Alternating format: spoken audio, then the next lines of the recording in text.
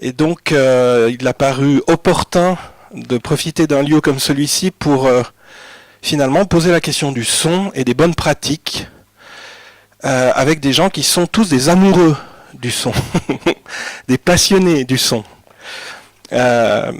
Déjà, pour commencer, remercier le festival qui accueille donc le syndicat pour organiser cette table ronde, et vous remercier tous d'être venus ici ce soir pour discuter aussi de votre rapport au son, de votre rapport au travail du son, à l'organisation du travail du son.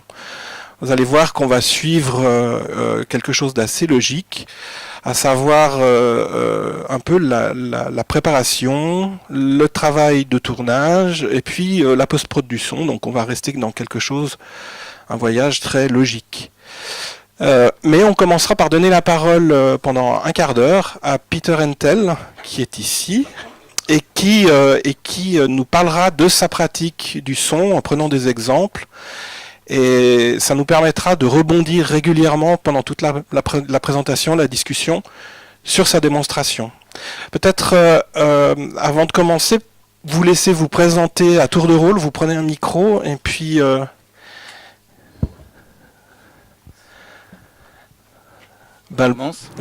voilà. Je suis Étienne Curchot, monteur son et mixeur d'une société ici en Suisse et qui a une autre société en Belgique. Voilà.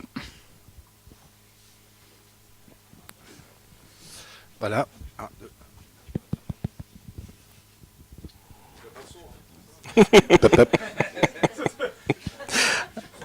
Vas-y. Alors, Marc Von-sur-l'Air, je suis preneur de son, documentaire et en fiction. Je ne fais pas de post-production, je m'occupe principalement de la captation du son sur des tournages. Voilà. Bonjour, je suis Peter Hentel, je suis réalisateur, je fais du montage, aussi du montage son. Bonjour, Daniel Gibel, je suis monteur, par que image. Et Laurent Grenicher, donc, qui va animer cette heure et demie en votre compagnie.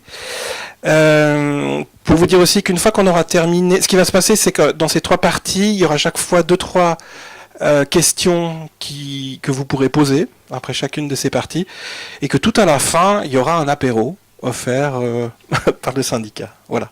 Peter, je te laisse attaquer. Donc, rebonjour, j'ai 15 minutes, donc j'essaie d'être dans le temps. Donc, je suis réalisateur. Pour moi, le son, la stratégie du son est très, très important. J'essaie de faire en français, donc c'est très, très important pour moi. Ça m'étonne, hier, il y avait une productrice, une réalisatrice qui parlait de, voilà, on a fait le picture lock, ça veut dire que le montage image est terminé et on commence le montage son. Bon, bien sûr, je suis pour la multiplicité de points de vue, mais là, c'est inimaginable que je travaille comme ça. Je travaille tout de suite au montage avec 20 pistes, parce que je dois plonger dans les sons pour avoir une vraie idée de quoi il s'agit, une séquence. Je fais jamais des montages bruts, rough cut, jamais. Je fais un montage assez précis, peut-être qui change beaucoup. Je monte sur minimum, c'est 12 mois. Normalement, c'est 18 mois de montage. Je suis monteur, mais je suis avec une équipe et je fais le montage son, pas parce que c'est une question d'argent, parce que j'ai envie, je dois avoir le matériel en main pour avoir une idée de quoi il s'agit d'une séquence. Et je vais vous montrer des détails, justement. Donc, si on peut couper la lumière, je montre, c'est quelque chose un peu drôle pour montrer l'importance du son. C'est un film du Shining. Un petit extrait, bon, c'est du fiction, mais c'est juste pour montrer une idée.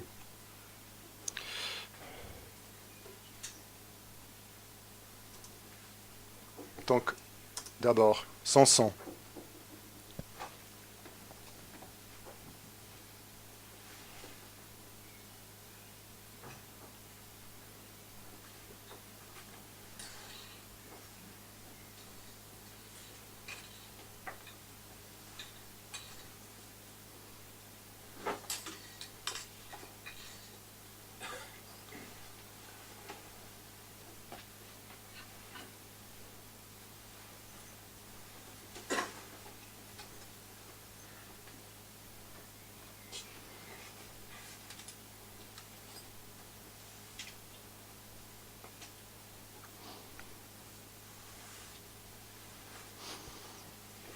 OK.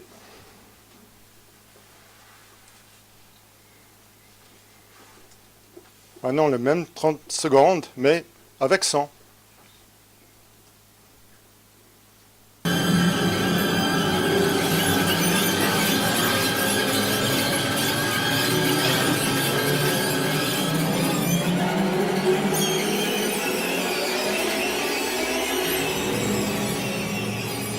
Mouth come out, wherever you are.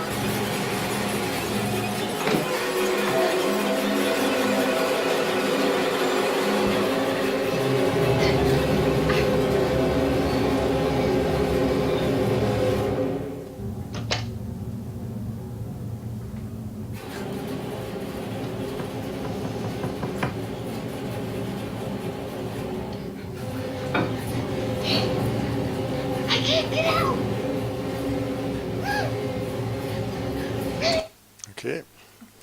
Et maintenant, que le son. Comment je peux faire ça? Ouais, mais... OK.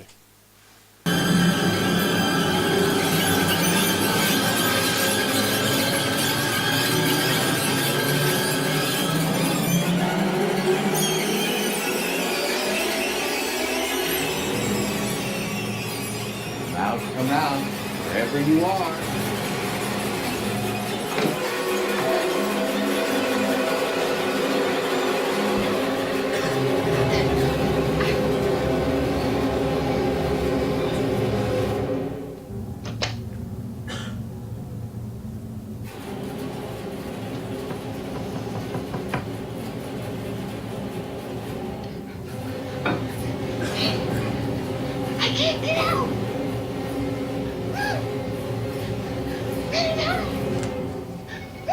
OK.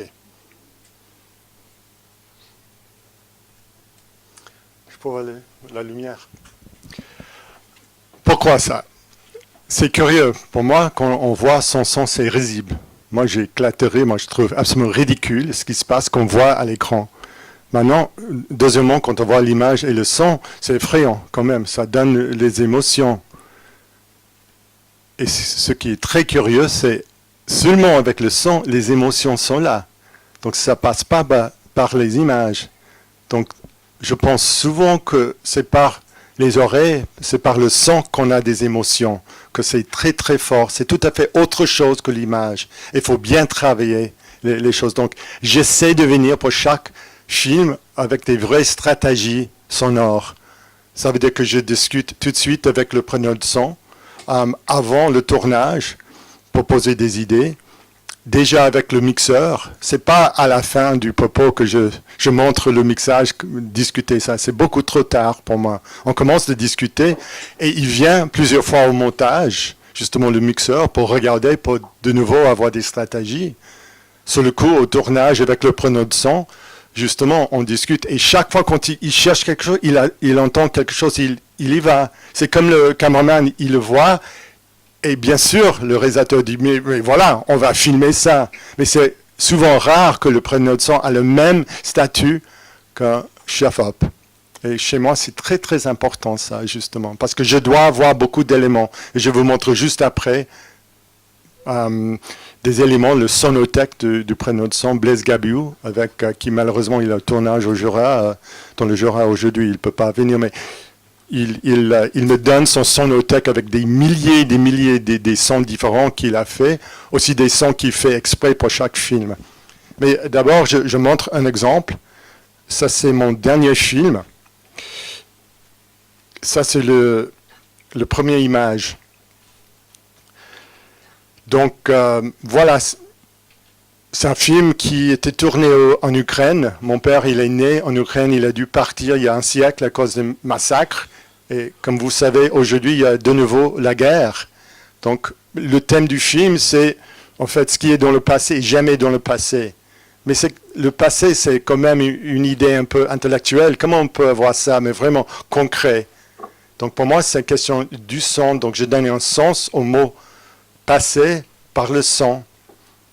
Donc, il y a plein d'autres éléments dans ce film. Par exemple, le nationalisme destructeur, quand même, il y a un thème sonore Pour la peur, il y a un thème sonore. Pour justement plein des émotions, j'essaie de placer des choses. Donc j'ai une séquence à vous montrer.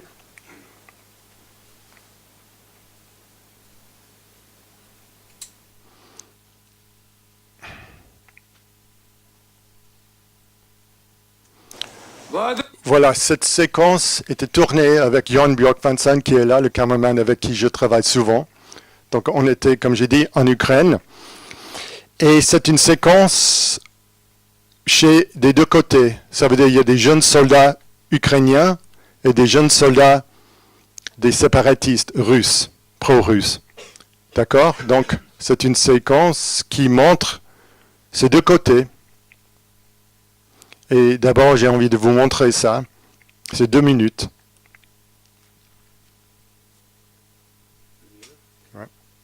Всех бойцов, братьев моих,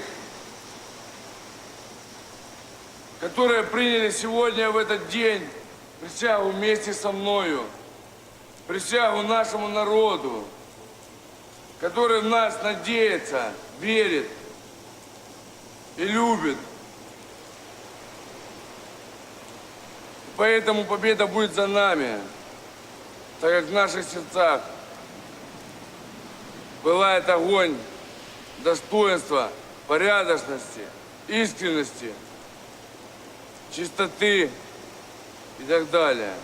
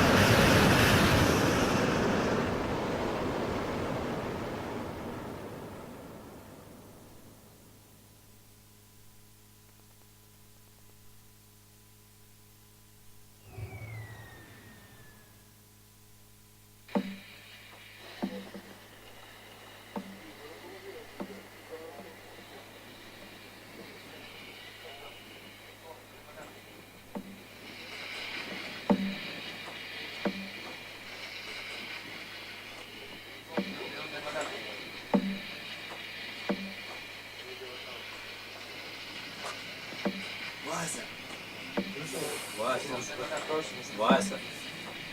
Василий. Васька. It's true. Ну, открой глаза, посмотри. It's true. Вот лапу снимай.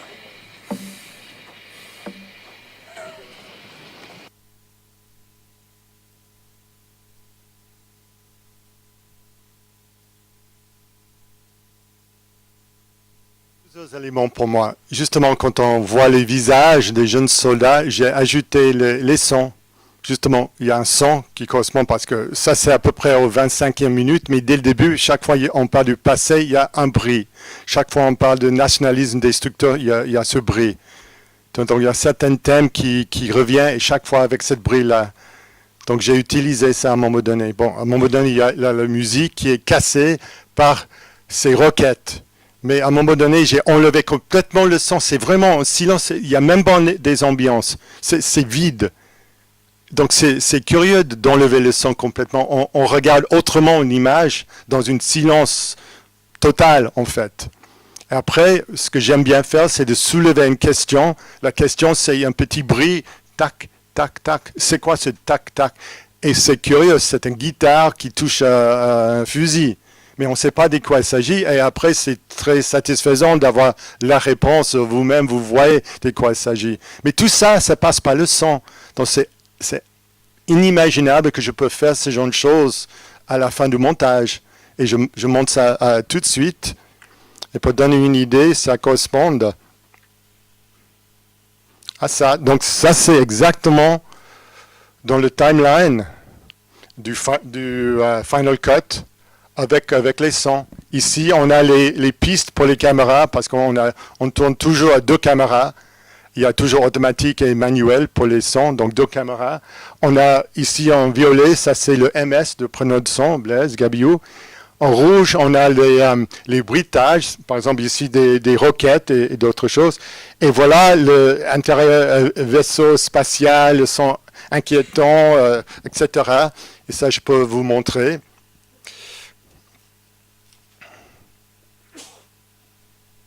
Parce qu'ici, on voit le sonothèque du Blaise. Et voilà les sons par chapitre. Il fait aussi des ambiances spécifiquement pour l'Ukraine, pour chaque séquence. Et ici, par exemple, ça c'est le son pour les âmes, pour les morts. Bon, la couleur n'est pas exactement juste, parce que pas encore travaillé ce son, mais ça donne une idée. C'était un des sons que tu utilisais quand on voit les visages des jeunes soldats.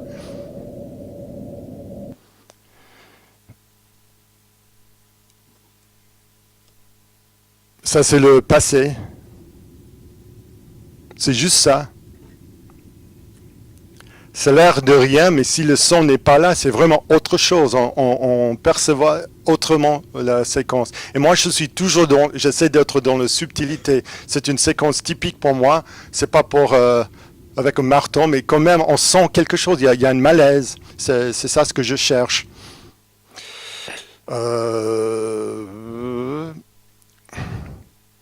Encore un.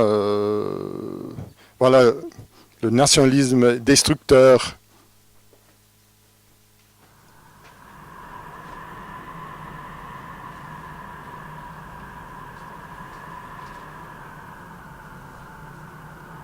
Et peut-être à la fin, on peut juste revoir les séquences, mais avec tout ça en tête pour terminer. Encore 2 minutes. C'est bon. D'accord. Благодарю всех бойцов, братьев моих, которые приняли сегодня в этот день присягу вместе со мною, присягу нашему народу, который в нас надеется, верит и любит. Поэтому победа будет за нами, так как в наших сердцах пылает огонь достоинства, порядочности, искренности, чистоты и так далее. Bon, il pleuvait à ce moment-là, donc c'est ça le bruit. Je n'ai pas ajouté ça. Mais on a établi la pluie avant. Bon, le passé, les âmes, le nationalisme destructeur.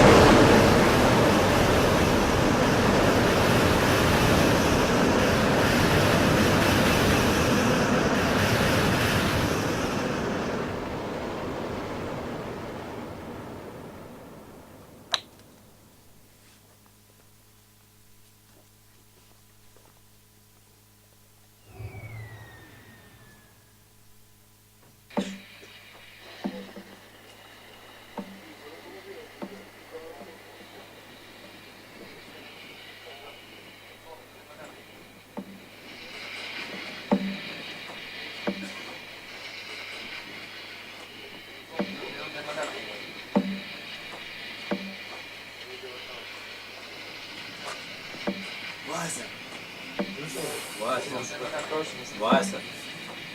Facile.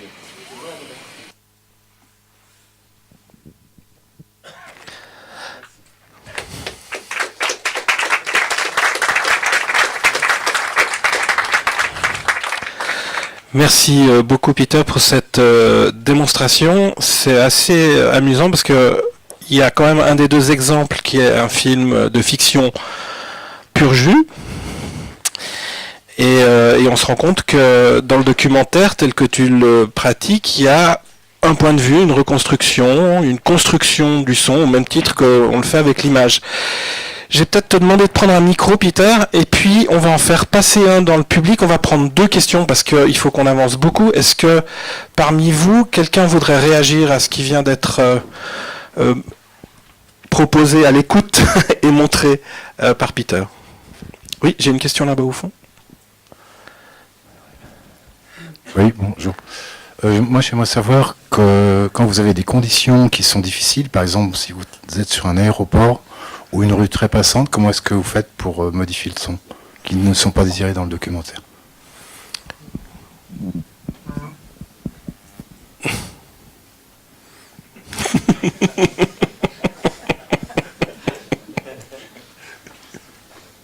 J'essaie de passer le micro à un collègue.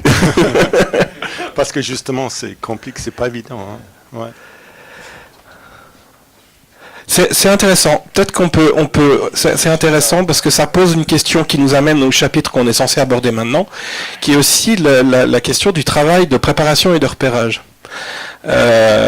Qui fait que dans le documentaire, on n'est peut-être pas comme en reportage, et que même en reportage, en gros, on est quand même censé un peu prêter l'oreille aux univers dans lesquels on va. Peut-être que tu aurais une remarque à faire là-dessus. Oui, en fait, c'est une question qui m'amène tout de suite aux questions qu'on se pose en amont du tournage, à savoir, alors dans la mesure du possible, c'est vrai qu'en documentaire, on n'est pas toujours, on sait pas toujours à l'avance exactement où est-ce qu'on va tourner, quelles vont être les conditions, mais c'est vrai que une fois qu'on a une séquence qui a été tournée dans un lieu extrêmement bruyant, et qu'une fois que c'est fait, à ce moment-là, on se pose la question, mais comment est-ce qu'on peut améliorer le son? Souvent, c'est trop tard, parce que c'est vrai que c'est très très compliqué d'enlever du son plutôt que d'en rajouter. Donc, voilà. Après, techniquement, il y a toujours des moyens quand on tourne dans des endroits qui sont un peu, disons, avec des environnements sonores perturbants, ou disons, on a certains moyens, mais ça, Étienne pourra peut-être mieux en parler, pour réduire une ambiance qui est trop présente. Mais c'est vrai que ça, c'est dans la mesure du possible, c'est vraiment une question de choix de lieu de tournage. Et des fois, alors malheureusement c'est pas très souvent, mais quand on a la possibilité d'avoir repéré un lieu à l'avance, ou des fois même sur place, moi ça je le vis assez régulièrement, où on se dit, là si on tourne la séquence qu'on a envie de tourner dans ce lieu-là, on va tout simplement avoir un son qui sera pas utile, qui sera pas utilisable. Donc plutôt changer de lieu, si c'est possible, que de plonger, que de foncer dans le mur et puis de se retrouver avec quelque chose qu'on pourra pas utiliser. Je sais pas si j'ai bien répondu. Une deuxième question. On va peut-être en prendre toi du coup. Oui. Alors. Et puis ensuite merci. On va en prendre 3.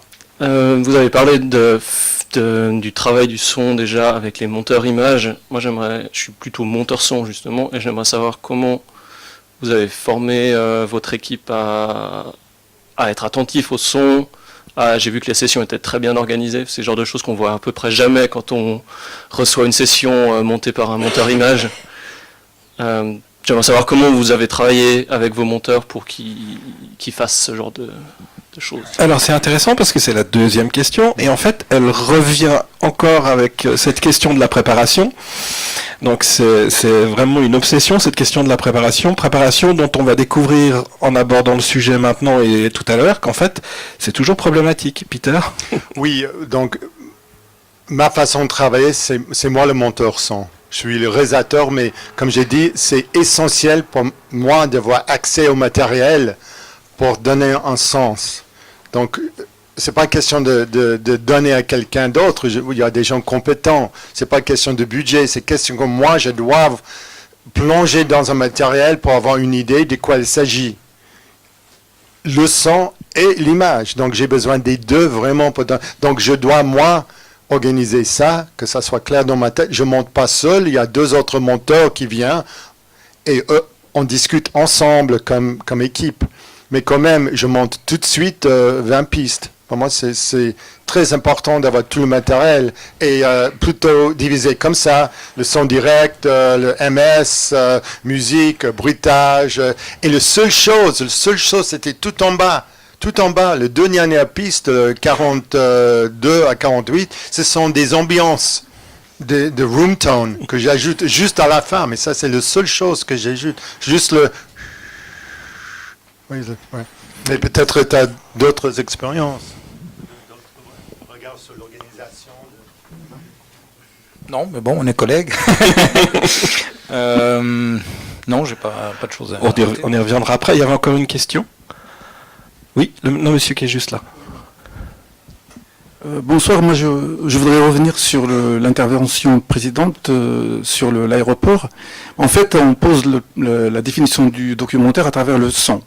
Là maintenant, parce que quand on est, par exemple, face à cette matière-là qui appartient à la réalité de la séquence, c'est-à-dire le bruit de l'aéroport, est-ce que en enlevant cette matière-là qui fait partie de la réalité de la séquence, est-ce qu'on ne se confronte pas en même temps à la question de comment on définit l'approche documentaire? Parce qu'il y a une différence entre réduire et enlever. Si on enlève, c'est une chose, si on réduit, c'en est une autre. Donc, est-ce que les preneurs du son et les réalisateurs, puisqu'on a les deux, se confrontent en exerçant leur travail à cette question-là de fond et peut-être même éthique? Parce que qu'est-ce que faire du documentaire? Est-ce qu'on garde la matière du monde ou est-ce qu'on la modifie? C'est très intéressant parce qu'on revient à une question qui est liée à cette première étape qui est celle de la préparation, mais qui est liée aussi forcément à celle du point de vue.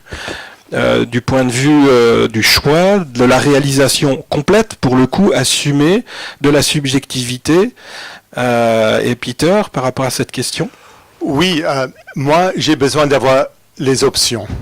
Et les options, ça veut dire quoi? Ça veut dire peut-être l'aéroport, est-ce que les voies sont vraiment importantes? Donc, tout de suite, il faut une stratégie pour les voies.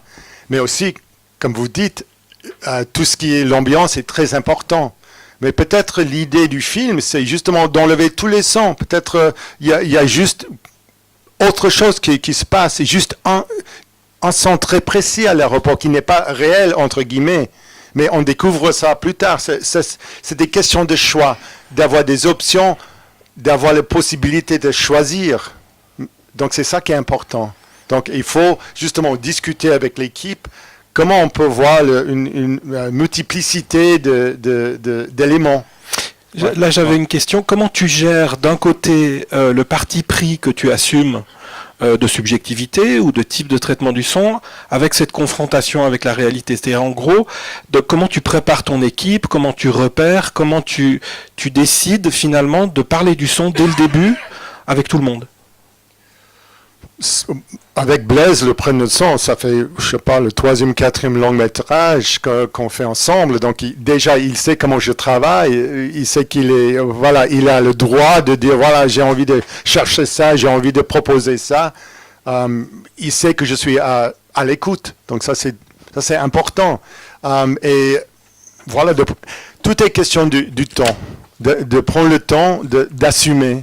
Justement, c'est vraiment ça. C'est pas vraiment dans l'argent. C'est pas le budget c'est question de dire voilà, on estime que c'est vraiment important de prendre le temps de discuter ça, de voir des possibilités et qu'est-ce qu'on cherche. Mais le choix, peut-être, ça se fait bien après. Moi, je pense pas que, bon, pour moi, c'est impossible d'un seul coup, dans le moment que je fais des choix. C'est ça ce que je veux? Non, j'ai aucune idée ce que je veux sur le moment, franchement. Parce que je ne sais aucune idée qu'est-ce qui va se passer. Donc j'ai envie d'accumuler, de voir le panoplie de possibilités et après de dire « Oh, ça c'est une piste à explorer ». Donc je monte vraiment, mais après, 1 mois, 2 mois après, peut-être je monte complètement autrement, avec d'autres sons. Mais je dois avoir ces éléments pour le faire. Ouais. Tu voulais dire quelque chose ? Juste parce que là, je rajoute un tout petit élément de point de vue, parce que moi je suis caméraman, je ne suis pas un preneur de son, mais il me semble qu'on a de plus en plus de problèmes de son actuellement, parce que les gens essaient de vivre sans un ingénieur de son. Et ma petite statistique indique qu'on a environ 5 fois plus de problèmes de son que de problèmes d'image, parce que l'image, tu peux tricher à l'infini, mais le son est ce qui est là. Ça veut dire, moi, je peux filmer un vallée idyllique sans que vous voyez qu'il y a une autoroute juste derrière ma caméra. Donc, l'ingénieur de son est confronté à ce problème. Donc, ma stratégie comme caméraman est de respecter l'ingénieur de son. Si lui, il dit non, c'est pas possible, on va quand même écouter. Et quand vous économisez sur le son, vous êtes confronté constamment au problème de son, et beaucoup plus souvent qu'à l'image, parce qu'il y a aussi un deuxième élément, c'est pas seulement une question de fric, c'est aussi une question on imagine que le son soit tellement simple, on se concentre sur l'image et on dit le son c'est facile, il y a toujours le son. C'est pour ça, au niveau de montage et de production, on est très souvent confronté aux problèmes de son. J'avais une question pour Daniel. Est-ce qu'il y a quelque chose en termes de préparation dans ta relation avec un réalisateur qui te permet, toi, au montage, de te prévenir contre tous les problèmes qui sont susceptibles d'arriver avec le son? Est-ce que toi, par exemple, tu as souvent une relation privilégiée avec les réalisateurs? Est-ce que les producteurs encouragent ça? Comment tu le vis? Alors, j'ai une relation privilégiée avec tous les réalisateurs. Non, mais on parle très peu de son avec la plupart des réalisateurs. Quand on se voit avant le tournage, on parle pas du son, on parle de la structure, de ce qui va tourner, de quelles scènes sont importantes. Et donc c'est très rare que je parle du son. La seule chose que je demande, c'est s'il y a un ingénieur du son. Et puis les choses, c'est est-ce que tu as prévu, est-ce qu'il y a un musicien, est-ce qu'il y a une musique? Et puis souvent, il n'y a même pas de musicien qui est prévu à l'avance. Et puis autrement, quand je suis engagé, quand je suis engagé avant le tournage, parce que des fois je suis engagé après le tournage. Quand je suis engagé avant le tournage, je contacte plutôt le preneur de son pour connaître sa manière de travailler, comment il organise les pistes qu'il enregistre, s'il prend du HF, s'il a du MS. On en parlera après, s'il me fait un mix down de tous ces sons pour que je puisse monter plus facilement. Et puis aussi, et puis après il y a la question très technique, c'est comment on va synchroniser les sons entre l'image et le son. Et ce que je peux faire, je demande aussi si le monteur son, est-ce qu'on connaît déjà le monteur son? Puisqu'a priori, moi, je fais que le monteur. Parce que ça va pas de soi. C'est-à-dire qu'en gros, on peut commencer sans avoir une équipe. C'est toujours des problèmes de production. Ouais. C'est-à-dire, surtout dans les coproductions, où on ne sait pas encore où va se faire le montage son. Donc on ne sait pas encore, ou on n'y a pas encore pensé, parce qu'on pense une chose après l'autre, parfois. Mais des fois, on connaît le monteur son, et puis là, je le contacte pour savoir comment, à la fin du montage, je vais pouvoir lui livrer les sons. Voilà. Étienne, moi la question c'est aussi sur en général, est-ce que tu as le malheur d'arriver seulement en bout de course en tant qu'ingénieur du son, mixeur, monteur son, ou est-ce que tu as la chance de pouvoir collaborer avec les réalisateurs plus tôt? C'est très variable selon les projets. C'est sûr qu'idéalement, si je connais les réalisateurs, ça se passe plus généralement quand on fait un 2e ou 3e film avec le même réalisateur, où il y a déjà une relation, quelque chose qui est établi, le réalisateur nous parle de son projet futur, etc. Donc là, c'est beaucoup plus facile, en tout cas de manière informelle, d'établir un travail en amont. Mais souvent, quand c'est une première expérience avec un réalisateur, on est appelé très tard. Oui. Trop tard, souvent. Oui. Est-ce que, à tour de rôle, mais vraiment en mots très courts, en termes de préparation, pour vous, quand vous pensez son, quand vous pensez préparation, la bonne pratique idéale pour vous, ça serait quoi? Effectivement, la pratique idéale pour moi, c'est de réussir à former une équipe globale dans toute la chaîne de production du son qui va donc du tournage jusqu'à la fin de la post-prod, de connaître que tout le monde se connaisse et qu'on arrive, si possible, à se parler et à échanger un certain nombre de choses en amont. Après, selon la singularité du film, les choses sont plus ou moins faciles à anticiper. Mais ça, c'est le rêve, c'est d'avoir au moins une fois une réunion de pré-production où on peut accorder nos violons sur différents plans, sur le plan esthétique déjà, d'avoir si possible une stratégie. Donc ça, c'est l'idéal, mais ça se passera rarement. Marc ? Dans un monde idéal, ce serait bien en amont du tournage, avoir une vraie discussion autour du son avec les réalisateurs, c'est-à-dire de voir s'il a un projet sonore pour son film, pour qu'on puisse ensuite envisager toute l'organisation nécessaire pour qu'on puisse atteindre ce but-là, de savoir qui s'occupera du son ensuite, c'est-à-dire bien sûr de connaître aussi le monteur, mais de savoir qui va monter le son ensuite, qui s'occupera du mixage, parce que toutes ces discussions qu'on peut en avoir en amont du tournage vont faire qu'on sera beaucoup plus efficace pendant le tournage et qu'à la fin on aura quasiment 100% de matériel utile. Je plaisante, mais souvent quand tout ce travail en amont du tournage ne peut pas se faire, on bute pendant toute la chaîne en fait. Voilà. Peter, sur les questions de préparation, notamment par rapport au rapport en tant que réalisateur que tu peux avoir le producteur, à moins que tu sois autoproducteur, mais en gros, est-ce que cette question de réunion de préparation qui coûterait trop cher, que ça serait du temps perdu, que tu as été confronté à ça, ou c'est jamais un souci pour toi de préparer correctement? Peut-être c'est pour ça que je suis producteur, parce que j'estime qu'il n'y a jamais un problème à ce niveau-là, non.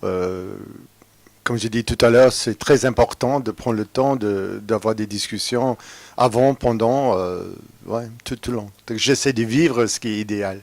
Donc pour moi, c'est ça. Mais il faut assumer ça. Donc, et c'est une question que ça dure des mois. Donc il faut accepter ça. Ouais. Et puis pour toi, Daniel, dans un monde idéal? J'ai rien à rajouter. Non, je pense... comme Étienne, je veux dire, c'est la préparation. C'est de pouvoir en fait connaître tous les techniciens qui font la chaîne du son, en fait, comme ça a déjà été dit. Ok. Sur cette question de la préparation, de l'importance de la préparation et du travail en équipe, est-ce qu'il y a des retours d'expérience que vous pouvez partager ou des remarques que vous avez envie de faire? Oui. Oui.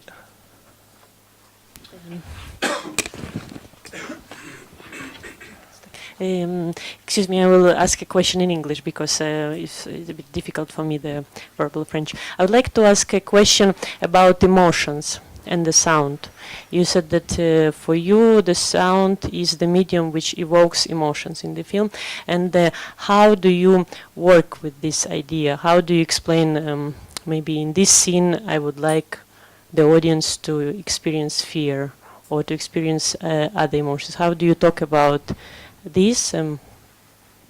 Yes, thank you. D'abord, je suis le premier spectateur. Si ça fait peur à moi, donc c'est déjà une piste. Ou ouais, je réponds, mais I'm sorry, I speak in English. Shall I speak in English? Yeah. Yeah.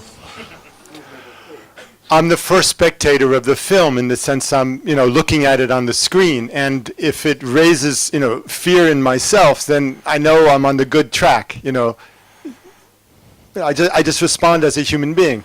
First of all, it's in me, and if it's not in me, then it may not be in others. But then I have many screenings during the editing. Many individuals come into my studio, and I see how they react. And I don't even need to ask them. I can see it, they by their body language. I see if it's working. Yeah. But do you, I mean, you talk about the reactions, but do you make them, is this your intention to make them to make them feel certain things? Yeah, it's all manipulation, sure. Okay. Merci. No, is that surprising? Thanks. Il y a une autre question? Oui. Pour revenir dans le sujet, moi je suis preneur de son. Je mets tout le temps mon numéro de téléphone et mon mail dans le rapport son, parce qu'on ne connaît pas toujours le monteur son pendant le tournage, mais je constate qu'on me contacte assez rarement. Oui, d'accord. Il y avait une autre remarque ici.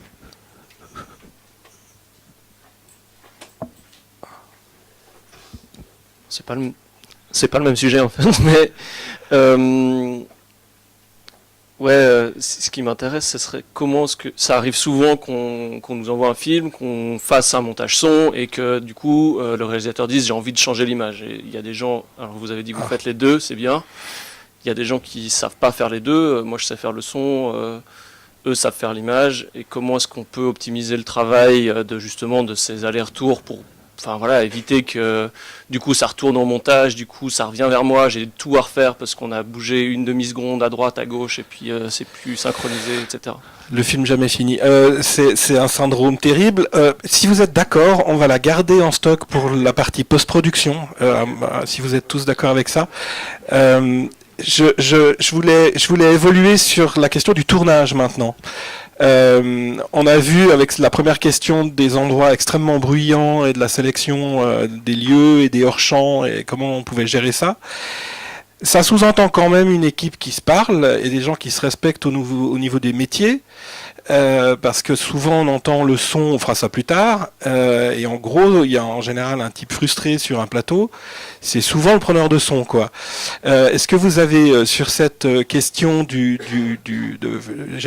rapport d'autorité et de priorité entre un chef-op, entre un réalisateur et entre un ingénieur du son présent, comment vous gérez, comment vous tenez un plateau, ou quelles sont les bonnes pratiques pour vous? Je sais pas, est-ce que tu veux commencer, oui? Bon, moi, peut-être que j'ai beaucoup de chance, j'ai rarement de conflits avec mes confrères, que ce soit à l'image, réalisation, etc. Je reviens sur l'aspect de la préparation, c'est-à-dire que s'il y a eu une très bonne préparation, en général, le tournage se passe assez bien. Par contre, s'il y a eu zéro préparation, c'est là que ça devient compliqué pendant le tournage. Pas forcément, mais il y a plus de problèmes qui apparaissent. Plus que des conflits interprofessionnels, les tensions, elles apparaissent souvent à travers des incompréhensions de ce qu'on est en train de faire. C'est vrai que ce que tu disais par rapport à l'image, où on peut en fait, à l'image, on peut très simplement cadrer ce qu'on veut. Au son, on peut pas cadrer vraiment.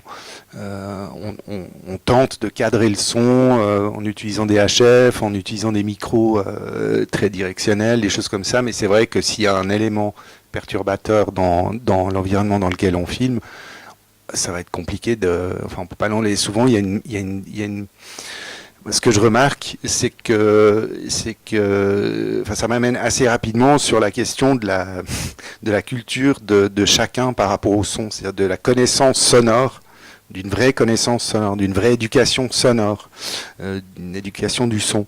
Et je remarque qu'il y a, à mon goût, trop de réalisateurs qui ne connaissent pas le son, ou qui ont une mauvaise connaissance du son, ou pour qui un bon son, c'est tant qu'on comprend bien ce qui se dit, c'est bon. Et ça, pour nous, tout dépend du degré d'exigence de chacun, mais c'est vrai que ça peut amener à des frustrations énormes, parce que souvent moi je pars à la chasse au son, et puis les gens se demandent ce que je suis en train de faire, en fait, et pourquoi, en fait, à quoi ça va servir. De toute façon, ça passera à la trappe, enfin voilà. Peter, par rapport au choix de réalisateur sur la manière de tenir un plateau, pourquoi pas d'imposer le silence, de prendre le temps de faire du son. Comment tu gères ça et finalement quelle plus-value tu trouves à l'idée de faire respecter le preneur de son dans son métier, pour toi comme réalisateur?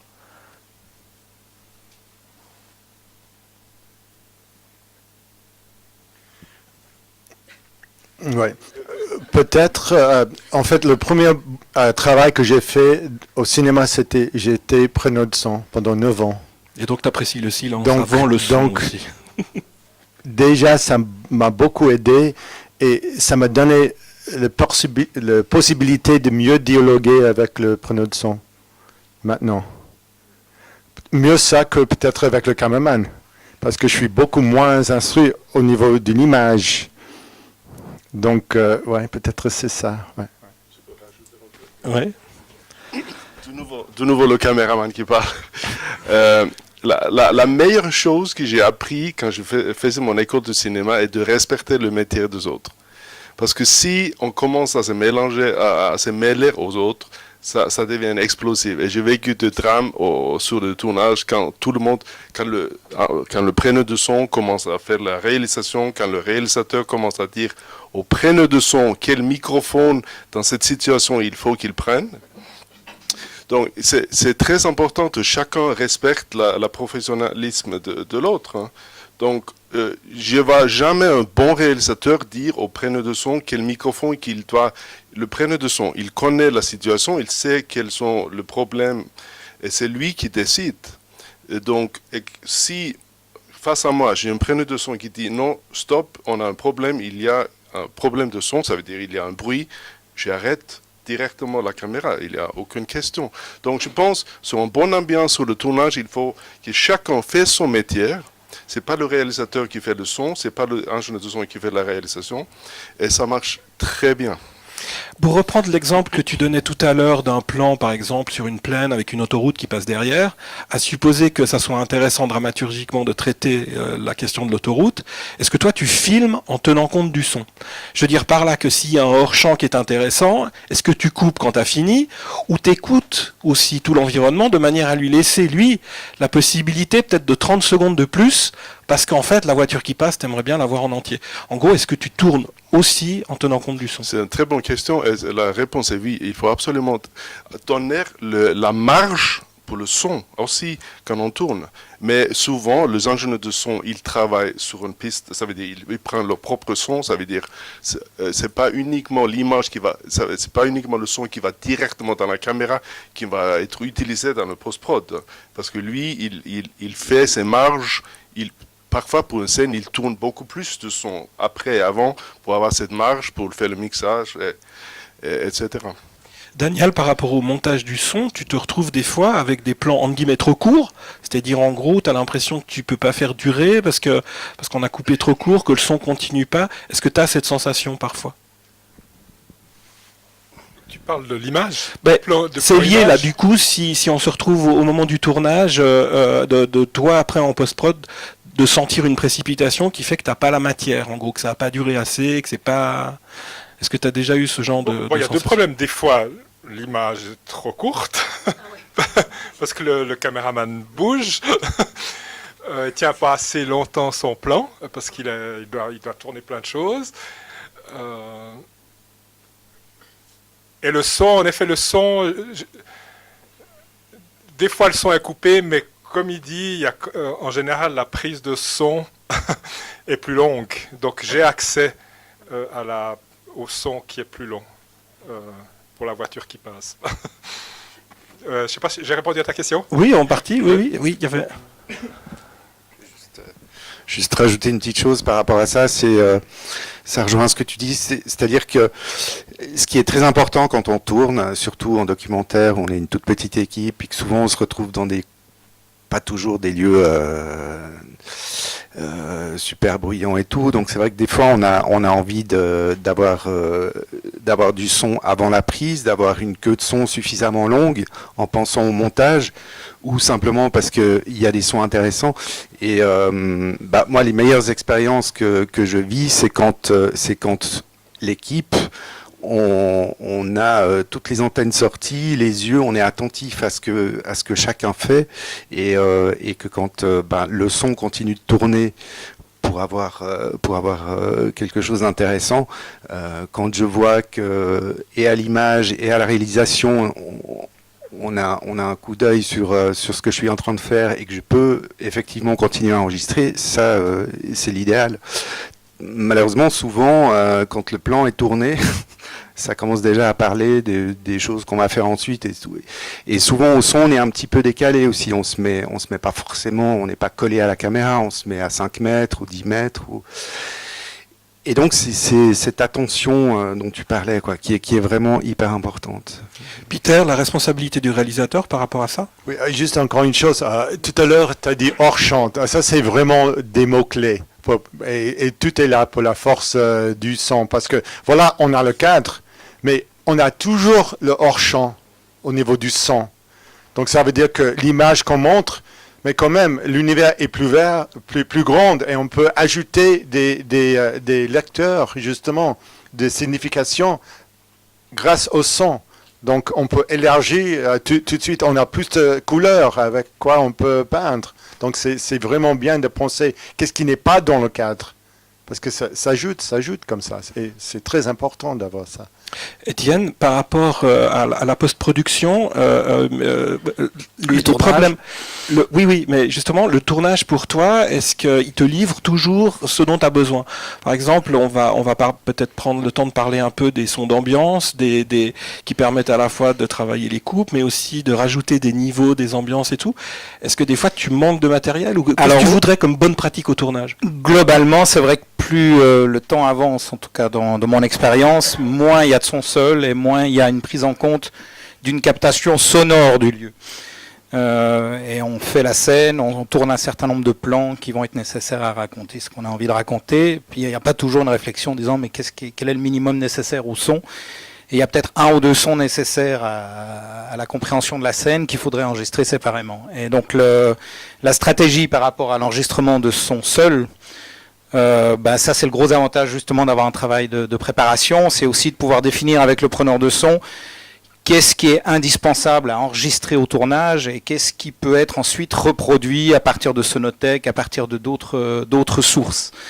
Mais essayer de définir dans l'esthétique prévue quels sons devraient impérativement être enregistrés pendant le tournage. Et après, c'est vrai que très souvent, nous, on est coincés parce qu'on aimerait utiliser un son direct par rapport à un élément X ou Y, je sais pas, il y a une moto dans le plan, on aimerait utiliser le direct, et puis on est coincé parce qu'on a la moto sur un plan, puis on n'a pas le contre-champ, machin, et donc on est incapable finalement de garder cette moto, et on doit se séparer de cette moto sur le plan A, pour pouvoir la sonoriser sur le plan B, et donc on doit tout refaire, etc. Et donc on arrive souvent à des stratégies comme ça, où on utilise beaucoup plus de sons de Sonothèque que ce qu'on pourrait faire si...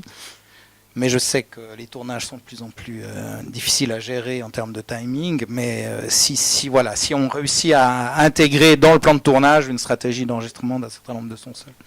Oui, Daniel? Je voulais appuyer ce que disait Étienne, qui a une longue expérience, et que c'est vrai qu'au fil des années, je me rends compte qu'il y a on me livre de moins en moins, l'ingénieur son me livre de moins en moins d'ambiance ou de son seul, parce que simplement il n'a pas le temps, parce que les temps de tournage sont raccourcis. Donc l'ingé son, s'il n'y a pas une discussion avec la production, il n'a pas le temps de le faire. Donc moi-même, j'ai le son direct. Et puis je devrais discuter avec le monteur son, je dis là il faut mettre quelque chose. Donc j'ai pas ce que j'avais avant, souvent. D'accord. Oui. On va venir aux questions. Non, juste par rapport à cette question de temps, c'est vrai qu'il n'y a pas de temps, comme on dit souvent, qu'il n'y a pas d'argent, mais après c'est un choix. Enfin, c'est une question de stratégie. Moi, j'ai jamais le temps d'écrire à ma grand-mère quand elle m'offre du fric.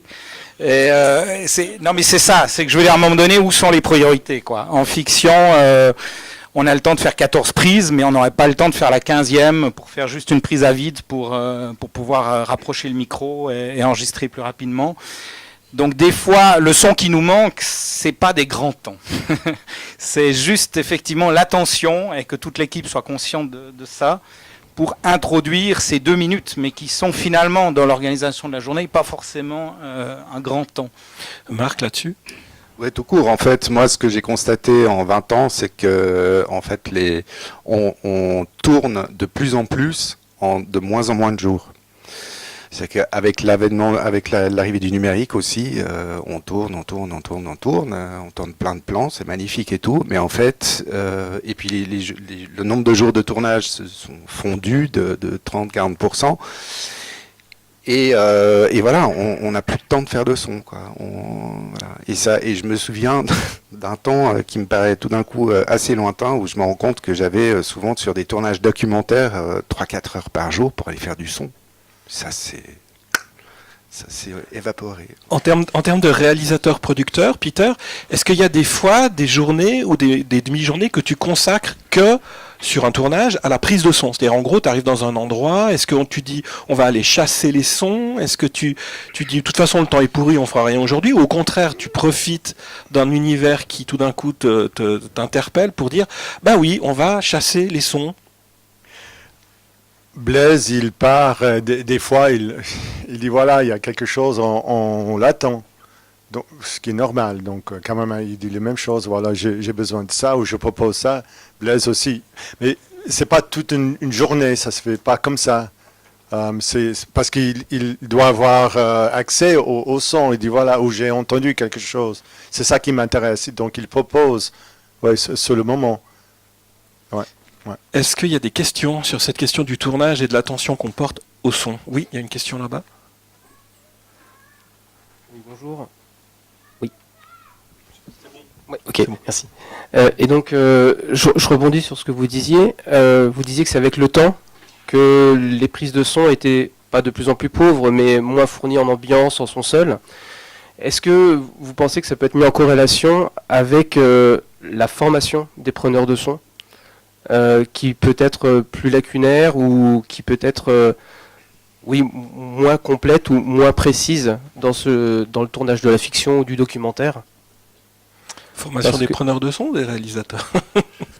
Ouais, alors en Suisse, il n'y a pas véritablement de formation spécialisée.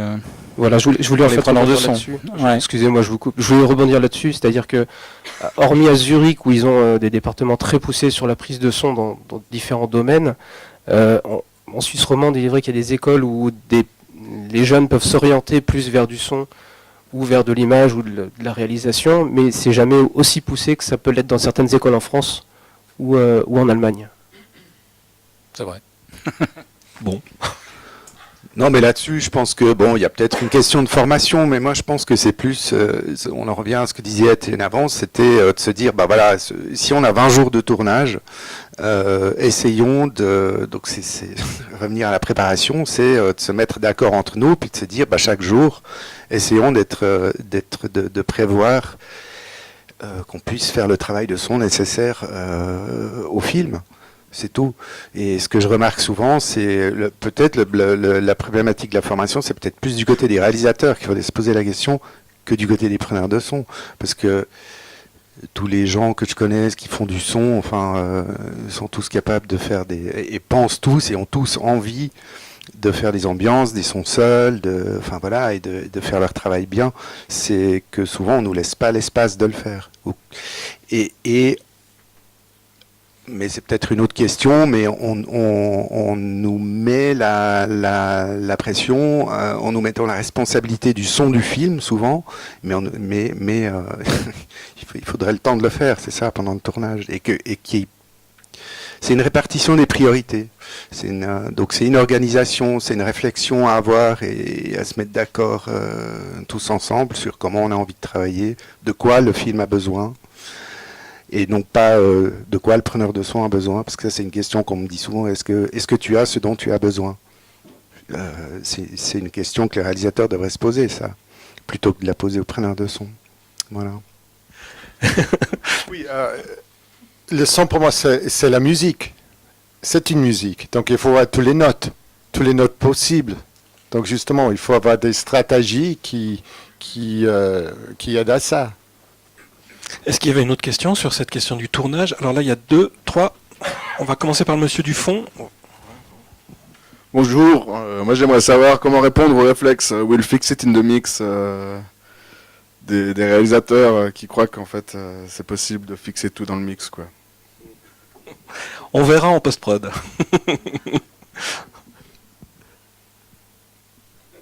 Oui, je crois que c'est pour toi, Étienne. Mais je crois qu'on revient à la formation des réalisateurs. Il faut que le réalisateur lui-même ait vécu l'expérience de ce qu'il perd de ne pas avoir un son direct, ou de ce qu'il perd de ne pas adopter une stratégie d'enregistrement direct. Qu'est-ce qu'il peut gagner aussi, ceci dit. Mais en tout cas, je pense que c'est que par l'expérience qu'un réalisateur peut se rendre compte que le travail qu'on peut faire en post-production va lui apporter autre chose, pas forcément mieux, pas forcément moins bien, mais vraiment une esthétique et un sentiment, une émotion différente que le son direct, quoi. Et donc, de nouveau, c'est en fonction du projet. Ça doit être jamais pour des mauvaises raisons qu'on abandonne le son direct, juste parce qu'on est trop dans la voiture, ou juste parce que ça. Mais c'est que l'expérience du réalisateur lui-même qui pourra éventuellement comprendre l'implication esthétique que ça déclenche.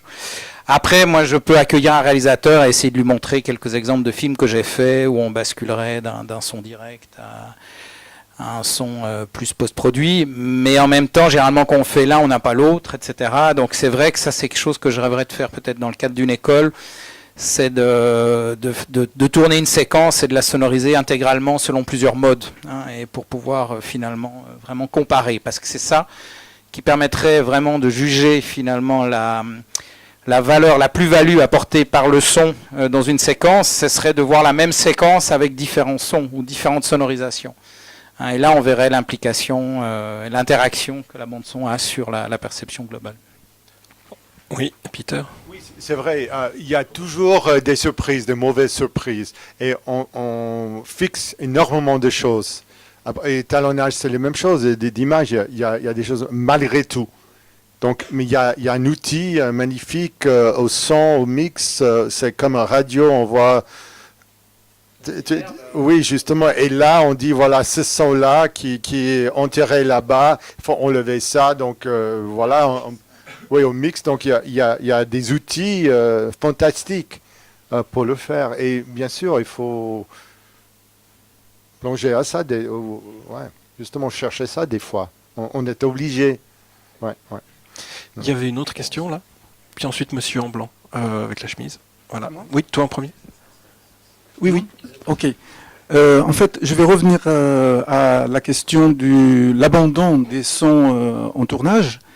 Hier, j'ai vu un film sur le patrimoine sonore de la nature, qui aussi ont menacé, parce qu'on perd de plus en plus grâce à tout ce qui se passe sur le plan de l'environnement. Et je me demandais si fabriquer maintenant avec les sonothèques et la numérisation, si on ne va pas abandonner les sons authentiques au bénéfice des sons fabriqués artificiellement. Est-ce que les preneurs du son, les ingénieurs, est-ce qu'ils voient dans ce futur technologique une menace, y compris pour leur métier, quoi? On va leur dire de ne pas trop enregistrer parce qu'on va recourir à des sons artificiels pour remplacer les sons authentiques. C'est une bonne question. Et pire que ça, est-ce que dans tous les films, on va relever les mêmes bruits d'oiseaux qui correspondront pas au continent? Est-ce qu'on aura... Je sais pas qui veut s'exprimer là-dessus. Étienne, ouais. Oui, c'est vrai que la tentation est grande d'utiliser des banques de sons et de ressortir toujours les mêmes sons dans les films, surtout face à une pression de production et de rapidité d'exécution qui fait qu'on cherche des solutions rapides, efficaces. Et donc s'orienter vers des sons qu'on connaît, qu'on a déjà utilisés, c'est toujours plus rapide que de partir à l'aventure vers des nouveaux sons. Moi, je ne crois pas qu'on va pouvoir synthétiser vraiment la matière sonore. On aura toujours besoin... pour l'instant, on a des outils très puissants qui permettent de modifier la matière sonore, mais assez peu de la synthétiser véritablement, c'est-à-dire de la créer à partir de rien. Et par exemple, je pense que le meilleur exemple pour moi, c'est le bruitage, enfin, ce qu'on appelle le bruitage, donc l'enregistrement de tous les petits sons, les petits bruits. Il y a eu une période où on a cru qu'en synthétisant des sons de pas et en les mettant sur un clavier, un bruiteur allait faire les pas de quelqu'un sur un clavier et que ça irait beaucoup plus vite. Puis on s'est rendu compte que non, et que la bonne vieille méthode à l'ancienne de continuer à chaque film de marcher sur place devant l'écran reste la solution la plus efficace et rapide et la plus sensible. C'est-à-dire que c'est comme un instrument de musique. On peut lui apporter une infinité de nuances, ce qui est toujours difficile à programmer face à une source synthétique, quoi. Il y avait encore ce monsieur avec les lunettes, oui. Merci. Cette année, on a eu la chance d'assister à un workshop de François Musy dans le cadre du Festival de Soleure. Puis il nous a dit qu'un des problèmes majeurs pour le preneur de son sur un plateau de fiction, c'était la gestion des parasites électromagnétiques des champs. Est-ce que sur un plateau de documentaire, vous rencontrez le même type de problème ? Oui, à partir du moment où on tourne, moi je pars toujours du principe que la première chose à couper, c'est le portable. Ça reste. Alors c'est rigolo parce que maintenant c'est devenu complètement normal. C'est-à-dire le téléphone reste allumé, éventuellement il sera en mode silence. Dans les plus rares cas, il sera en mode avion, mais le téléphone reste allumé, quoi. Et ça, c'est la première source de perturbation, en tout cas moi, à laquelle je suis confronté. Après, les champs électromagnétiques, selon où on se trouve, oui, mais c'est pas... Je suis rarement embêté, en fait. Et je pense que ça dépend un petit peu du matériel qu'on utilise, etc. Mais non, éteignez vos portables en tournage. Oui. Attends, micro. Ah, pardon. Juste une expérience, je donne des cours sur le son, pas spécialement sur le cinéma et tout, mais j'ai un exemple qui parle toujours très très bien aux élèves parce que c'est difficile de dire qu'un son doit être beau ou doit être bon. Moi je dis simplement, mais regardez, vous avez une nana qui est jolie, vous avez une nana qui est pas jolie. Vous pouvez toujours la maquiller, on peut faire des trucs incroyables en son, mais ça restera une nana jolie et une nana moins jolie. Donc le son, mieux il est, mieux c'est. Autrement dit, mieux il est au tournage, mieux c'est. Je crois que c'est clair comme exemple, quoi. D'accord. Il y avait une autre question au fond, là-bas, non? Oui? Non, il n'y avait pas. Moi, j'avais une question par rapport au tournage. On va terminer là-dessus, mais on a déjà presque glissé sur la post-production. Et ça fait le lien, la discipline en fait de l'enregistrement des métadonnées, du script en fait, de tous ces sons, parce qu'évidemment la contrepartie d'en prendre peu, c'est qu'en gros dans le chenil on s'y retrouve. Enfin, je me dis que peut-être c'est le cas. Par contre, si on en fait beaucoup, il y a intérêt à bien ranger tout ça, à bien le documenter. Comment ça se passe maintenant? Souvent en documentaire, évidemment, il n'y a pas de script, personne, hein, je veux dire par là. Et même en fiction, des fois, il n'y en a plus vraiment. Donc comment on tient finalement le catalogue de tous ces sons? Comment ça se range? Comment ça se travaille au tournage si on ne veut pas passer toutes nos nuits à redéfinir tous ces sons? Je ne sais pas si... Alors, en fait, la grande chance qu'on a depuis peu, c'est de travailler avec des machines qui génèrent des rapports sons. Et sur lesquels, pendant qu'on tourne, même moi pendant que je fais des prises de son d'ambiance par exemple, je peux mettre ambiance, forêt, etc. Puis à la fin de la journée, j'ai quasiment mon répertoire de son sol qui est fait. Je peux les identifier comme son sol par une touche. Enfin voilà. Donc on a aujourd'hui des outils qui nous permettent d'être quand même très très précis à ce niveau-là. Et puis si c'est le souhait et qu'on a le temps, bien sûr, on peut encore le soir ou après le tournage sortir tous les sons sols, toutes les ambiances des fichiers des sons du jour, de tous les jours, de créer un fichier séparé un dossier séparé, réunir toute cette matière, rajouter des notes dans les métadonnées, rééditer un rapport son. Donc aujourd'hui, on a les outils pour le faire. Mais moi, il y a quelques années de ça, on passait encore 1 heure et demie le soir à vite réécouter toutes les prises, à noter, à faire notre rapport son à la main. Et ça prenait beaucoup de temps, ouais.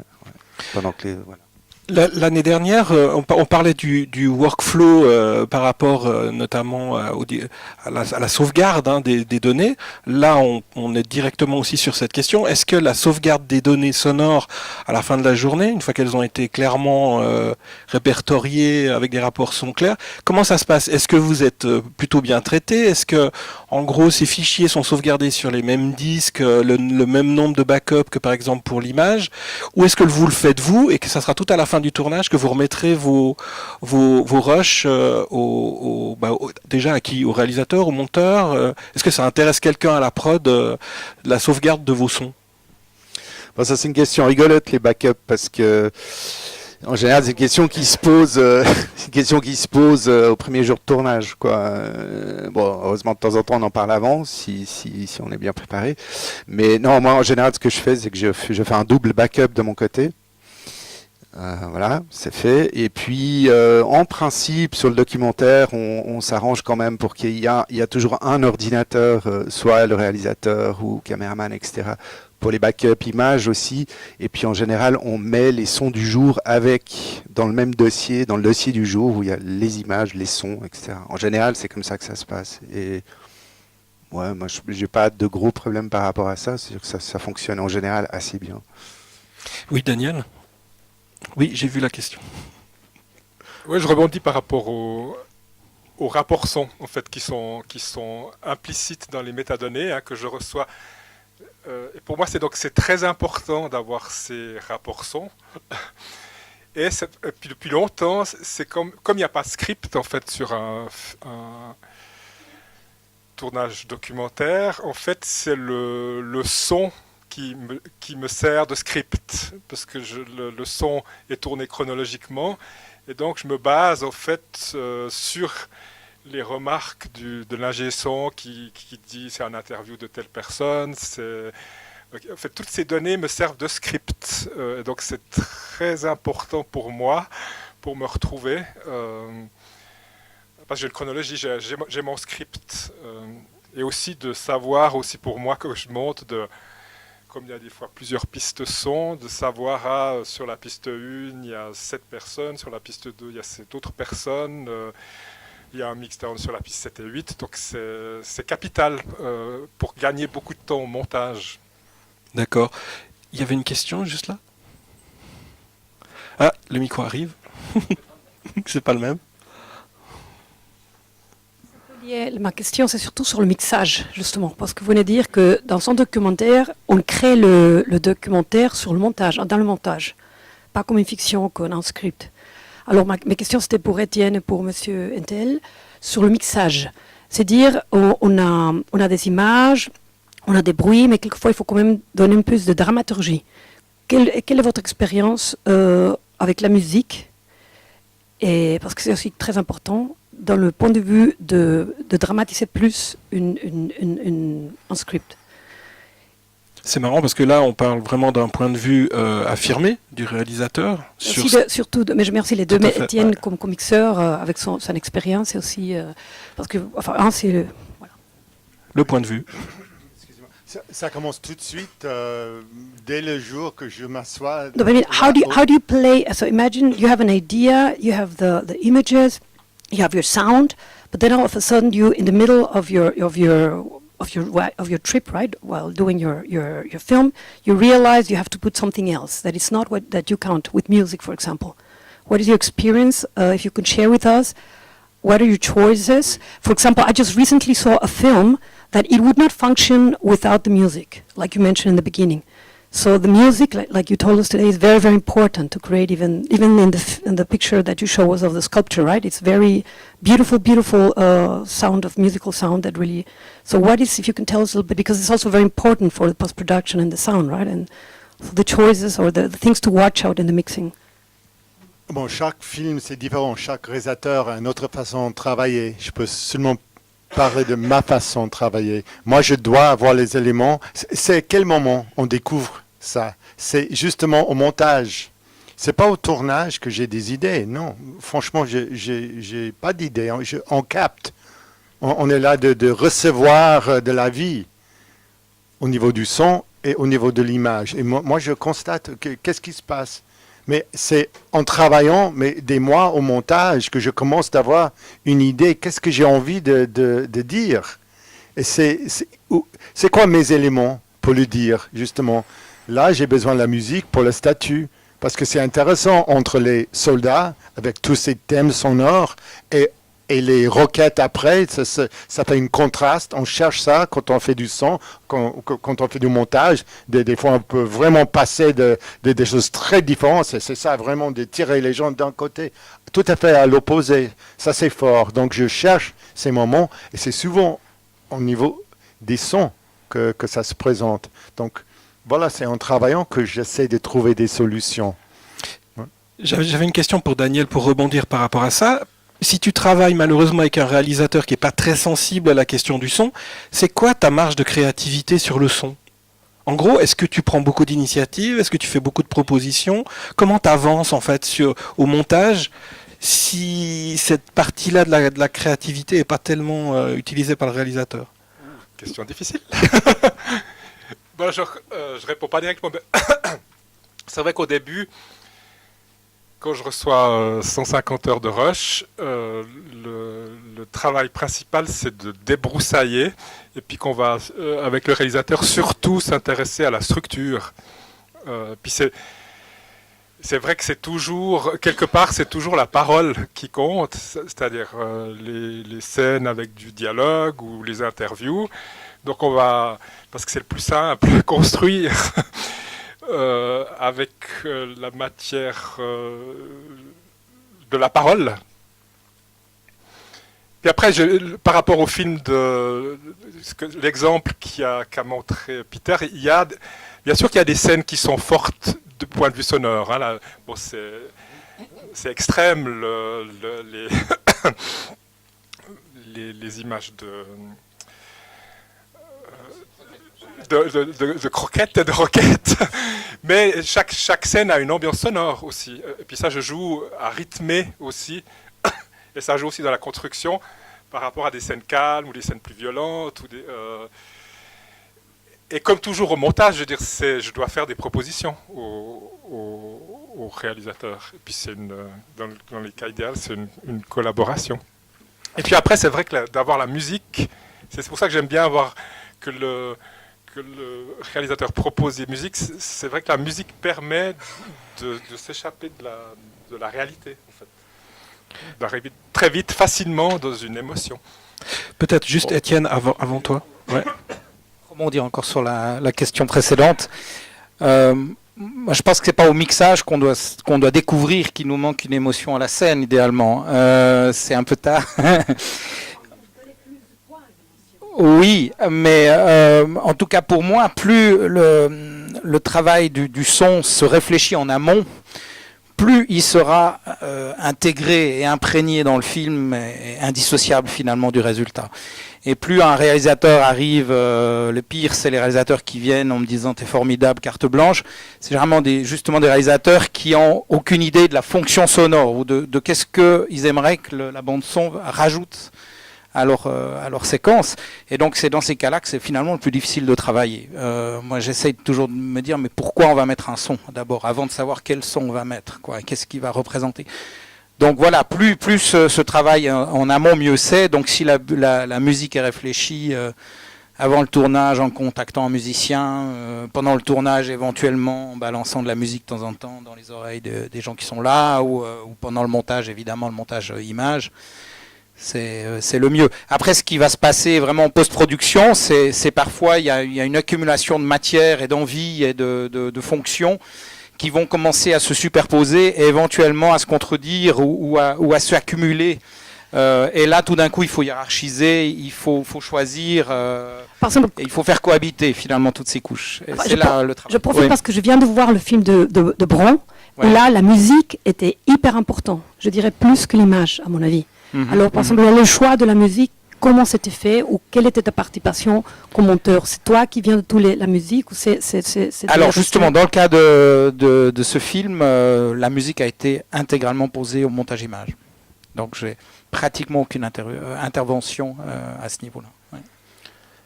Non, je l'ai monté ce film, je ne l'ai pas mixé. Ok. Yann, Oui, on dit souvent que le son n'est pas visible et il ne devrait pas être visible au fond. Quand on devient conscient du son, il y a quand même un petit problème parce que ça travaille à un autre niveau que l'image. Et j'étais frappé l'autre jour parce qu'on m'avait fait remarquer un truc. Il y a une scène assez connue dans le film Bullet. Il y a une poursuite automobile que je connais par cœur. Et la première fois, quelqu'un m'a fait remarquer qu'il n'y a pas de musique dans cette scène.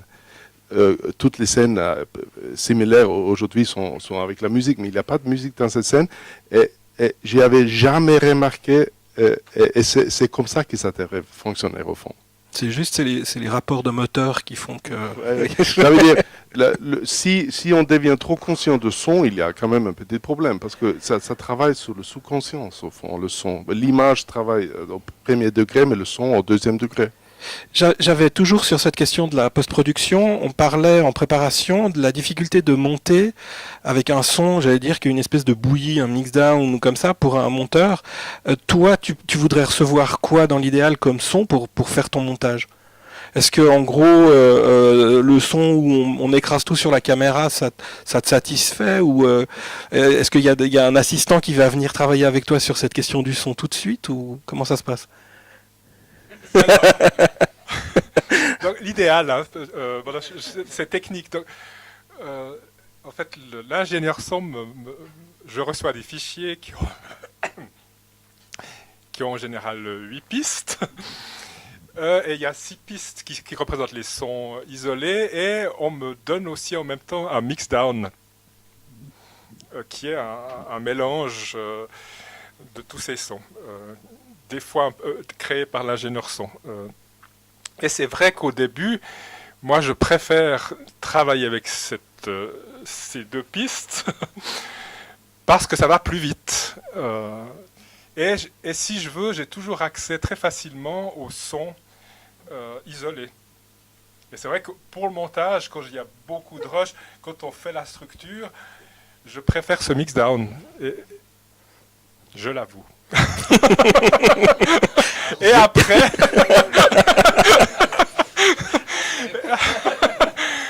et c'est après pas que le montage est picture lock, mais vers la fin que je vais aller chercher les ambiances, que je vais construire ma scène en fait. C'est une économie de travail. Je sais qu'il y a des scènes qui vont gicler, qui ne seront pas à la fin. Donc pourquoi je vais me fatiguer ? Parce que c'est compliqué pour le monteur image, surtout s'il y a 5 ingé-sons qui ont été sur le documentaire, qui ont tous parfois une organisation différente des pistes. Je ne sais plus... quel son je dois éteindre, donc c'est lourd au bout d'un moment pour le monteur image d'avoir toutes ces pistes. J'avais encore 2 questions à vous poser avant de passer aux questions de la salle, puis on avance malheureusement beaucoup trop vite, c'est déjà bientôt la demi. La première question, c'est reprendre la question de monsieur au début. Comment on apprécie le fait qu'une fois qu'on est presque à la fin du mixage, il y a encore des modifs de films qui viennent, et qu'en gros c'est jamais fini, c'est-à-dire que sous prétexte qu'en gros c'est numérique, on peut faire des modifications, puis perdre la synchro, puis rajouter des bouts, et puis en gros comment vous gérez ça, cet aspect à un moment donné vous dites non mais maintenant il faut que ça s'arrête, ou bien comment ça se passe? C'est pas notre rôle de dire maintenant ça s'arrête, c'est au producteur. Donc nous on est là pour répondre à tous les désirs. Donc moi le principe d'un système aller-retour entre le montage son et le montage image, je trouve ça très bien, quoi. Et si on a la possibilité justement, parce qu'en gros qu'est-ce qui se passe, c'est qu'à la fin du montage image, on stresse et on raccourcit le montage image, on l'accélère et puis on passe au montage son. Et le réalisateur me dit mais ça va 10 fois trop vite parce que tout d'un coup la matière ajoutée au montage son accélère beaucoup les choses et il aurait envie de nouveau de refaire durer des plans qu'il a raccourcis précédemment.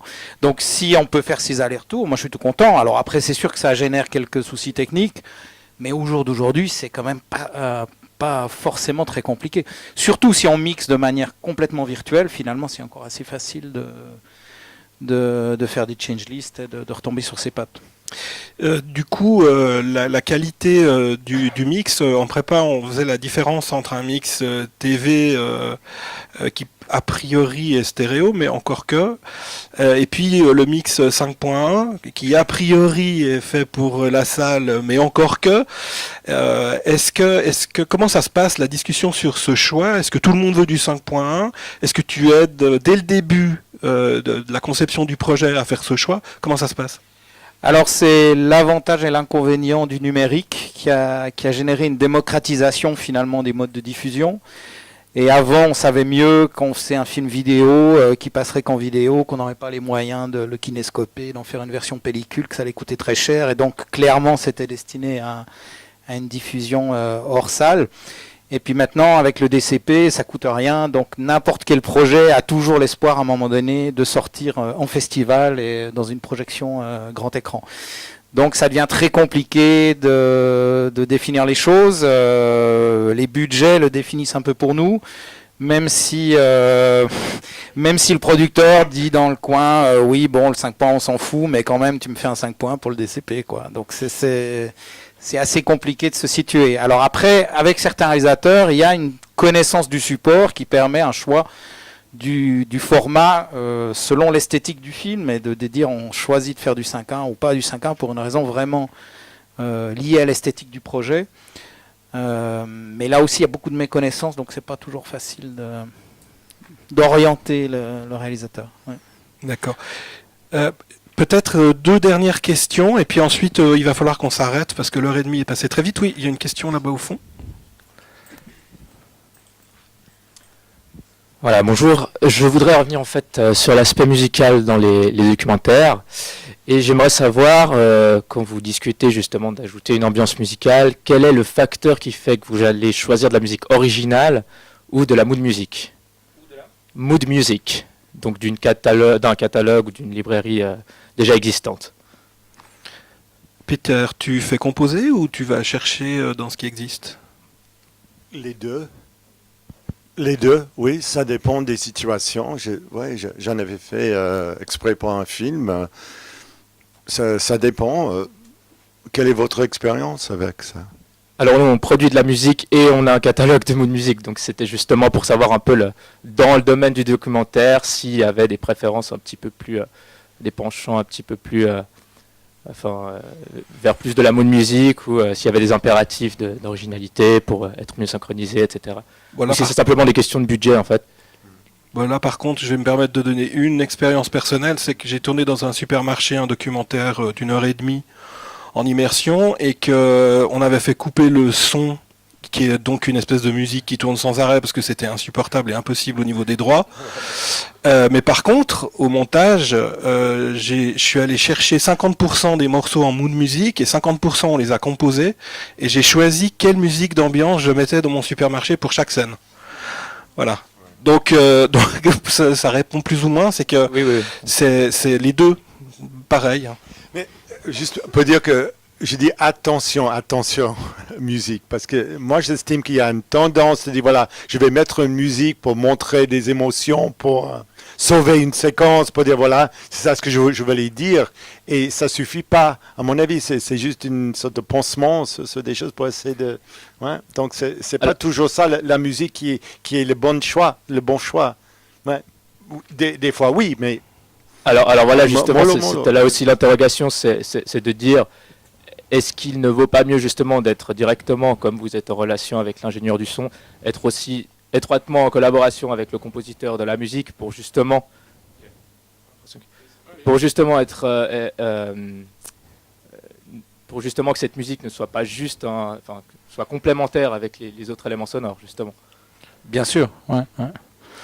Mais d'un point de vue de budget, c'est pas gagné qu'une composition originale est moins chère ou plus chère qu'une musique achetée. Et c'est vraiment, selon les cas, ça peut aussi des deux côtés, quoi.